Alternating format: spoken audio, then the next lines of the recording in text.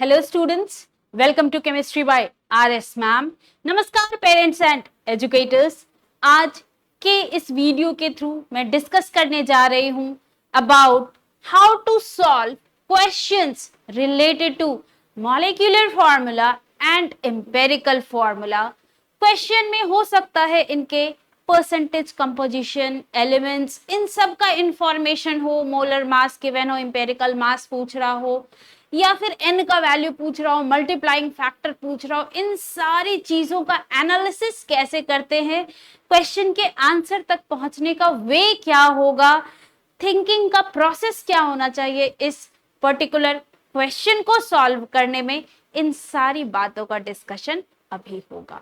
Alright, question और discussion में आगे जाने से पहले बच्चों, अगर आपका कोई क्वेश्चन आ रहा हो, डाउट आ रहा हो जो कि सॉल्व ना हो पा रहा हो केमिस्ट्री में, तो यू हैव द हेल्प। आप इस ईमेल एड्रेस पर सेंड कर सकते हो अपने क्वेश्चन को, व्हाट्सएप नंबर पर भी सेंड कर सकते हो। क्वेश्चन प्रॉपर फॉर्मेट में देना, प्रॉपर क्लियर पिक्चर होना चाहिए। अपना इंफॉर्मेशन भी जरूर से आप इंक्लूड करना, आप कहां से बोल रहे हो, कौन बोल रहे हो, राइट।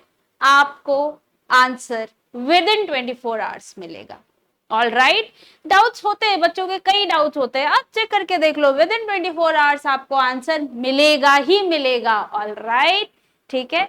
और इस वीडियो को लाइक करें और सब्सक्राइब करें। Thank you. अब हम लोग चलते हैं अपने डिस्कशन में। तो देखो बच्चों, आज के लिए जो मैंने पहला क्वेश्चन सेलेक्ट किया, दैट इज, क्वेश्चन ध्यान से देख लेना पहले। A compound contains 4.0% hydrogen, 24.27% carbon and 71.65% chlorine. Carbon, hydrogen, carbon, hydrogen and chlorine, इन तीन वेरियस एलिमेंट्स से बना पड़ा है कोई एक compound. All right, percentage composition is given, उस पर्टिकुलर कंपाउंड में डिफरेंट एलिमेंट का परसेंटेज कंपोजिशन क्या है। परसेंटेज का मतलब ध्यान रखना बच्चे, आउट ऑफ 100 की बात कर रहा है कि 100 ग्राम अगर आपने ले रखा है तो उसमें ये वैल्यू है, 100 यू अगर ले रखे हो तो उसके रेस्पेक्ट में आप चेक कर सकते हो। ऑलराइट, परसेंटेज मतलब आउट ऑफ 100। ओके, और देखो एक और इंफॉर्मेशन क्या गिवन है, it's molar mass is 98.96 gram. Okay, percentage composition given है, डिफरेंट एलिमेंट अगर बता रखा है इसका मतलब एलिमेंट का एटॉमिक मास हमें पता होता है, तो एटॉमिक मास का इंफॉर्मेशन हम लोग अभी यूज कर पाएंगे। ऑलराइट, मोलर मास का वैल्यू भी दे रखा है कि एक मोल ऑफ अ कंपाउंड में कितना उसका वैल्यू आ रहा है ग्राम में। ध्यान रखना, अगर आप एक मॉलिक्यूल का एनालिसिस कर रहे हो ना, तो यही वैल्यू आएगा, बस ग्राम पर मोल ना होकर यू आ जाएगा। ऑलराइट, ठीक है। तो एनालिसिस मतलब this magnitude of molar mass will be required. Alright, ठीक है। आपकी मर्जी, आप ग्राम में भी चल सकते हो, एक मॉलिक्यूल के हिसाब से भी चल सकते हो। Alright, what is it's empirical formula and molecular formula. अब इस कंपाउंड का हमें एम्पिरिकल फार्मूला नहीं पता है, वो बताना है, मॉलिक्यूलर फार्मूला नहीं पता है, वो बताना है। ऑलराइट, ठीक है। अब देखो इस क्वेश्चन को प्रोसीड कैसे करते हैं, what is the main thing here, उस चीज के बारे में पहले मैं थोड़ा डिस्कस करना चाहूंगी, क्योंकि that is the main thing which we need to understand. ठीक है, वो पार्ट अगर आप समझ गए तो आगे का जितना भी टाइप का क्वेश्चन आएगा सब आप अटेम्प्ट कर ले जाओगे। ऑल राइट, तो डायरेक्टली इस क्वेश्चन में आने से पहले मैं एक जनरल कोई सभी मॉलिक्यूल का थोड़ा एनालिसिस आपके सामने रखना चाहूंगी, क्योंकि यहीं से रिलेट होगा क्वेश्चन को में, इस क्वेश्चन में प्रोसीड करने का तरीका हमें कैसे लेके चलना है। All right, so it is a very important step बच्चों, इस बात का ध्यान रखना। ऑल राइट, अच्छा अब देखो, लेट अस सपोज मैंने एक एग्जांपल अभी ले लिया है H2SO4 का। H2SO4 is a molecule, sulphuric acid है ये। ऑल राइट, इसमें एटम का रेशियो अगर आप देखो, एटम का रेशियो टू, अच्छा एटम का रेशियो लिखने से पहले वेरियस एलिमेंट जरूर डिनोट करना बच्चे, क्योंकि कई बार वहां मिस्टेक हो जाती है। ठीक है, तो जैसे ही आप वेरियस एलिमेंट लिख दोगे, अब आपको साफ साफ उसके एटम दिखेंगे। जैसे इस केस में ऐसा कोई दिक्कत नहीं है, लेकिन ऑर्गेनिक कंपाउंड में कई बार वहां प्रॉब्लम फेस होता है। दैट इज व्हाई प्रोसेस हमें ऐसा दिमाग में रखना चाहिए ना कि वो कहीं भी जनरल हो, वो कहीं भी यूज हो जाए। ऑलराइट, ठीक है, तो ट्राई करना है हमें उस टाइप का एक मेथड डेवलप करने का किसी भी क्वेश्चन को सॉल्व करने के लिए। ऑलराइट, तो देखो यहाँ डिफरेंट एलिमेंट आ गए हमारे पास। एटम की अगर आप बात करो तो एटम हाइड्रोजन का 2 एटम दिख रहा है, सल्फर का 1 एटम दिख रहा है और ऑक्सीजन का 4 एटम दिख रहा है। ऑलराइट, ठीक है, अब एक काम करते हैं यहीं पर। अब क्योंकि हमें मॉलिक्यूलर फॉर्मूला पता है तो हमें ये एटम का नंबर पता है, एक्चुअल एटम का number in a particular molecule. बात समझ आई? अब इसी में अगर मैं Na से मल्टीप्लाई कर दूं, सेम फैक्टर से मल्टीप्लाई डिवाइड किया ही जा सकता है ना, सिंपलेस्ट रेशियो। इनफैक्ट अगर हमको निकालना हो तो वो एक किसी ना किसी पर्टिकुलर होल नंबर से डिवाइड करके हम लोग निकालते हैं, राइट? तो यहाँ सिंपलेस्ट दिख रहा है, वो होल नंबर 1 ही होगा क्योंकि it is already in the simplest ratio form. Alright, अब लेकिन एक एनालिसिस का पार्ट, Na से मल्टीप्लाई किया, Na मतलब एवोगाड्रोस नंबर। अब देखो Na से अगर हमने मल्टीप्लाई कर दिया that means 2 into Na atoms of hydrogen, Na atoms of sulfur, 4 into Na atoms of oxygen। ठीक है, सेम रेशियो में आपकी मर्जी, आप 2 से मल्टीप्लाई करो, 3 से मल्टीप्लाई करो, 2000 से मल्टीप्लाई करो, 1 लाख से मल्टीप्लाई कर दो या फिर Na से मल्टीप्लाई कर दो। ऑलराइट, लेकिन देखो यहां से एक इंपॉर्टेंट एनालिसिस क्या समझ में आया इस पर्टिकुलर मॉलिक्यूल के लिए। 2 mole of hydrogen atom will combine with 1 mole of sulfur atom and it will combine with 4 moles of oxygen atom. Element के फॉर्म में, अभी सारे के सारे एटम के फॉर्म में एनालिसिस हो रहा है, ये बात ध्यान रखना। बात समझ में आई? तो मोल का रिलेशन हमारे सामने आ गया। और एक इंटरेस्टिंग चीज, एटम का जो रेशियो आया है ना, एटम का रेशियो, सेम रेशियो देखो आपका मोल का भी होगा। बात समझ में आई? अब देखो यहां से यहां आना क्यों इंपॉर्टेंट है, क्योंकि हमें जब भी इंपेरिकल फॉर्मूला, मॉलिक्यूलर फॉर्मूला निकालना हो किसी कंपाउंड का, इससे रिलेटेड कुछ क्वेश्चन आए, मल्टीप्लाइंग फैक्टर n से रिलेटेड कुछ क्वेश्चन आए, तो बहुत ज्यादा चांस है कि आपको परसेंटेज कंपोजिशन, एलिमेंट का नाम बता दे। एलिमेंट का नाम बताने का मतलब होता है कि एटॉमिक मास का इंफॉर्मेशन आपको दिया जा रहा है। बात समझ में आई? तो अगर परसेंटेज कंपोजिशन पता है आपको, वेरियस एलिमेंट का एटॉमिक वेट का पता है आपको, दैट मीन्स आप उसके मोल तक पहुंच सकते हो। बात समझ में आई? अब जैसे ही मोल का इंफॉर्मेशन तक आप पहुंच गए फ्रॉम क्वेश्चन, तो देखो मोल का इंफॉर्मेशन का एनालिसिस हम लोग कहां से करेंगे? From the given data of question. Alright, okay, तो जैसे मोल का रेशियो आ गया वेरियस एलिमेंट का, अब देखो उसका सिंपलेस्ट रेशियो अगर ले लोगे तो वही तो होगा एटम का रेशियो। बस ये ध्यान रखना, मोल का वैल्यू ना बच्चे, जरूरी नहीं आपका ऐसा 2:1:4 आए, हो सकता है ये कोई वैल्यू आ जाए, फ्रैक्शन आ जाए, ऐसा पॉसिबल है। ठीक है, तो जो भी वैल्यू है वहां से हमें एटम का, क्योंकि होल नंबर रेशियो ही होगा जिसमें वो कंबाइन करेगा, because we have the understanding 1.5 atom of hydrogen का कोई मतलब नहीं होता, 1.3 एटम ऑफ सल्फर का कोई मीनिंग नहीं है। बात समझ में आई? एटम सल्फर का 1 होगा या नहीं तो 2 होगा, 1.3 नहीं हो सकता, इट इज मीनिंगलेस। ऑलराइट, ठीक है, तो हाफ या 1/4, 1/3 इसका मीनिंग नहीं है। ऑलराइट, वो एग्जिस्ट नहीं करेगा। ऑलराइट, तो इस चीज का हमें ध्यान रखना है। दैट मीन्स हमें क्या करना है? क्वेश्चन के डेटा से मोल तक पहुंचना है, which is a simple step.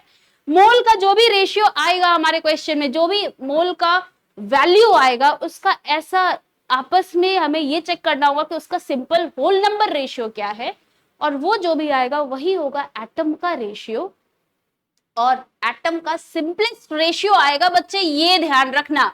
और सिंपलेस्ट रेशियो से जब आप फॉर्मूला बनाओगे तो it will be empirical formula which you will get. बात समझ में आई? तो क्वेश्चन से जब हमें पहले फॉर्मूला का आइडिया लगता है तो empirical formula is the first step जो हमें पता चलता है। उसके बाद अगर n मल्टीप्लाइंग फैक्टर का समहाउ हमें आइडिया लग जाए, जिसके लिए generally molar mass, molecular mass, इस टाइप का इंफॉर्मेशन गिवन होता है, मास का इंफॉर्मेशन गिवन होगा, उस मास को अगर आप यूज कर लोगे तो n क्या हो जाता है? मल्टीप्लाइंग फैक्टर क्या होता है? Molar mass of the compound divided by empirical formula mass of the compound. बात समझे? तो इस तरह से n आ जाता है। इंपेरिकल फॉर्मूला में ही अगर आप n से मल्टीप्लाई कर दोगे तो हमने लास्ट वीडियो में देखा है कि वहीं से मॉलिक्यूलर फॉर्मूला आ जाता है। All right, I hope each and every step of this question should be clear to you. All right, अगर आपने अच्छे से एक एक पॉइंट को सुन रखा है तो बिल्कुल समझ में आएगा बच्चे, क्योंकि अभी बिल्कुल वही सारे स्टेप हम लोग इस क्वेश्चन के थ्रू यूज करने जा रहे हैं। इनफैक्ट इसके जितने भी डिफरेंट वेराइटीज ऑफ क्वेश्चन, कुछ तो पीवाईक्यूज में भी आए हुए हैं और कुछ varieties of question which is necessary for you, वो मैं वीडियोज में इंक्लूड करूंगी। ऑल राइट, वो मैं आपके सामने जरूर रखूंगी। तो चलो अभी हम लोग क्वेश्चन के डिस्कशन में चलते हैं। ऑल राइट, एक और इंपॉर्टेंट चीज यहां से, क्योंकि ये बहुत ही इंपॉर्टेंट चीज का एनालिसिस हुआ है बच्चे आपके सामने, if you want to note down any step you should note it down. All right, क्योंकि ये इस टाइप के क्वेश्चन में यूज होने वाला स्टेप होगा। ऑल राइट, और बच्चे एक और इंपॉर्टेंट चीज, जब आप अपने लैंग्वेज में किसी चीज को लिखते हो ना, तो क्वेश्चन में इम्प्लीमेंटेशन का जो रेट होता है वो काफी ज्यादा हो जाता है। ऑल राइट, तो इसलिए try to analyze the question in your words, अपने हिसाब से उसे थोड़ा सोचो, ठीक है, पॉइंट्स को समझो, लेकिन उसी चीज को खुद से एनालाइज करने का कोशिश करो, खुद से यूज करने का कोशिश करो। ये अगर सीख गए तो क्वेश्चन सॉल्व करने में आपको बहुत आसानी फील होगी। जैसे जैसे आगे बढ़ोगे वैसे वैसे आप इजीली क्वेश्चंस को एनालाइज कर पाओगे। ऑल राइट, तो चलो अभी हम लोग क्वेश्चन के एनालिसिस में आते हैं, इसके सॉल्यूशन में आते हैं। A compound contains 4.07% of hydrogen. I hope आप सबने क्वेश्चन लिख लिया होगा। मैं इसका फॉन्ट साइज थोड़ा कम कर रही हूँ। ऑल राइट, बिकॉज यहां से क्या क्या इंपॉर्टेंट इंफॉर्मेशन है वो हमें नोट डाउन करना है, ठीक है। तो देखो यहाँ से इंफॉर्मेशन क्या है, H एलिमेंट के बारे में परसेंट गिवन है 4.07%। नेक्स्ट कार्बन के बारे में परसेंट गिवन है 24.27%। ऑल राइट, एंड क्लोरीन के बारे में इंफॉर्मेशन गिवन है 71.65%, ठीक है। इसका मतलब आउट ऑफ 100 अगर आप चेक करोगे तो 4.07 जो मास होगा ये किसकी वजह से आएगा, हाइड्रोजन की वजह से। 24.27 मास ये कार्बन की वजह से, क्लोरीन की वजह से 71.65 मास ये वैल्यू आएगा। ऑल राइट, तो लेट अस सपोज 100 यू में अगर आप चेक कर रहे हो तो इस तरह से मास आपके पास है। अब देखो नंबर ऑफ मोल्स का आइडिया यहां से लग जाएगा। कैसे, क्योंकि मास का आइडिया है आपके पास, इसी मास में अगर आप इसके मोलर मास से डिवाइड कर दो which is you, that means mole का इंफॉर्मेशन आपके पास चला आएगा। राइट, 4.07 मोल है ना।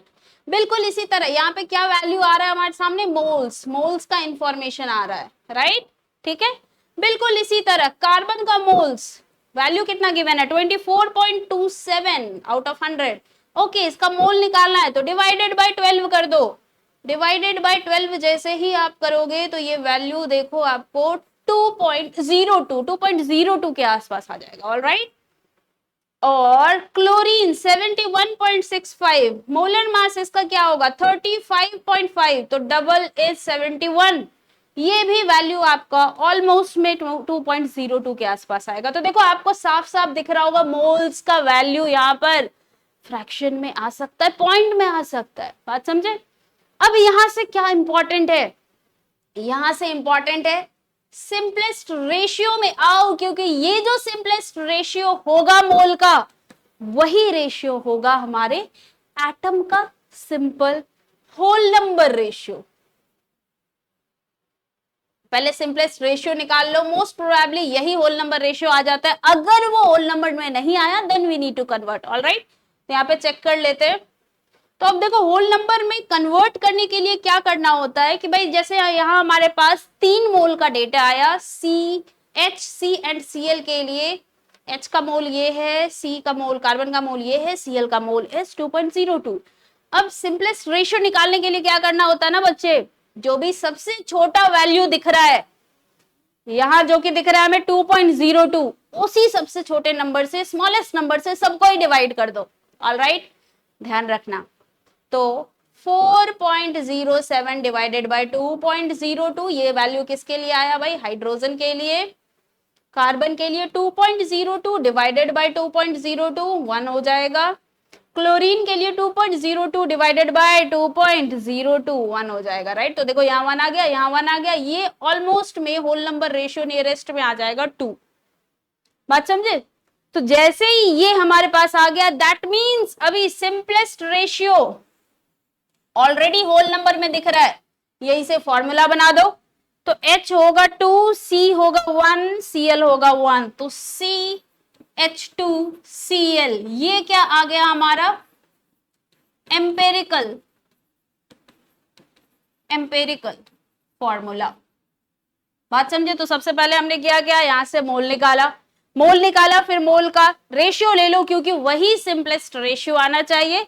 और सिंपलेस्ट रेशियो अगर होल नंबर रेशियो हो तो वही तो होगा हमारे एटम का रेशियो, वहीं से तो सिंपलेस्ट रेशियो ऑफ एटम होगा। दैट मींस वहीं से हमें एम्पेरिकल फॉर्मूला आएगा। ऑलराइट, अब देखो एम्पेरिकल फॉर्मूला से अगर आप मॉलिक्यूलर फॉर्मूला तक जाना चाहते हो, क्वेश्चन में देखो मॉलिक्यूलर फॉर्मूला भी पूछ रखा है, that means information of n is needed. या नहीं तो एन का वैल्यू क्वेश्चन में दे दे, मल्टीप्लाइंग फैक्टर इज दिस, या नहीं तो मास का कुछ इंफॉर्मेशन दे दे, जो कि यहां देखो दिख रहा है, मोलर मास दिया हुआ है। अगर एक मॉलिक्यूल को आप सोच रहे हो, दैट मींस उसका मास हो जाएगा 98.96 U।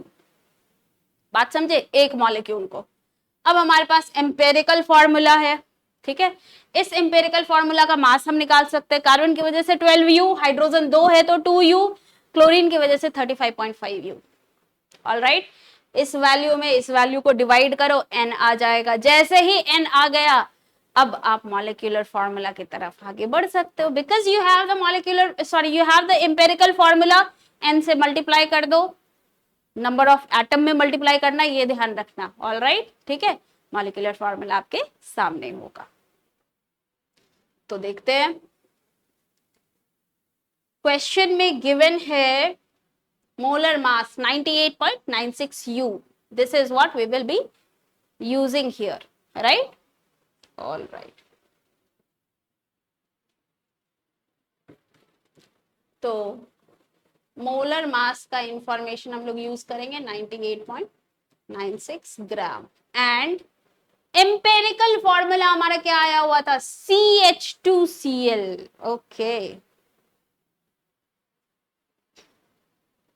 तो ये जो मास के ही टर्म में सीधे हम लोग लिख रहे हैं 98.96। अभी लेकिन मैं ना यू के टर्म में एनालाइज कर रही हूँ, बिकॉज एक मॉलिक्यूल को भी मैं देखना चाह रही हूँ। तो वन मॉलिक्यूल के लिए यू के टर्म में उसका वैल्यू आ जाएगा, ठीक है। अगर इस पार्ट से रिलेटेड कोई डाउट हो तो प्रीवियस वीडियो में मैंने ये बता रखा है कि मोलर मास एंड एटम का मास या मॉलिक्यूल के मास में क्या रिलेशन है। लिंक मैं डिस्क्रिप्शन बॉक्स में डाल दूंगी, if you want you can go and check the video. Alright, ठीक है, अभी आगे बढ़ते हैं हम लोग। n multiplying factor multiplied by something, n multiplied by the mass of empirical formula mass. Alright, तो एम्पेरिकल फॉर्मूला इज CH2Cl। तो कार्बन की वजह से 12U, हाइड्रोजन की वजह से 2U, क्लोरीन की वजह से 35.5U। 98.96 divided by 12 plus 2 is 14, 35.5 plus 14, it will be 49.5, 49.5 n। तो ऑलमोस्ट में देखो आपको ये वैल्यू दिख जाएगा, n का वैल्यू ऑलमोस्ट में 49 into 2 will be 98। ये क्या है 99 के ऑलमोस्ट है, एंड दिस वन इज 49.5। तो n का वैल्यू ऑलमोस्ट में आ जाएगा 2। जैसे ही n का वैल्यू 2 आ गया, इसका मतलब अब कैसे आप मॉलिक्यूलर फॉर्मूला तक पहुंचोगे, n into 2 into CH2Cl। Formula के हिसाब से लिख दो C2H4Cl2। This will be the molecular formula. Alright, ठीक है। तो ऐसे ही मोर क्वेश्चन के साथ, मोर डिस्क्रिप्टिव क्वेश्चन के साथ मैं आपको नेक्स्ट वीडियो में मिलूंगी। Thank you so much.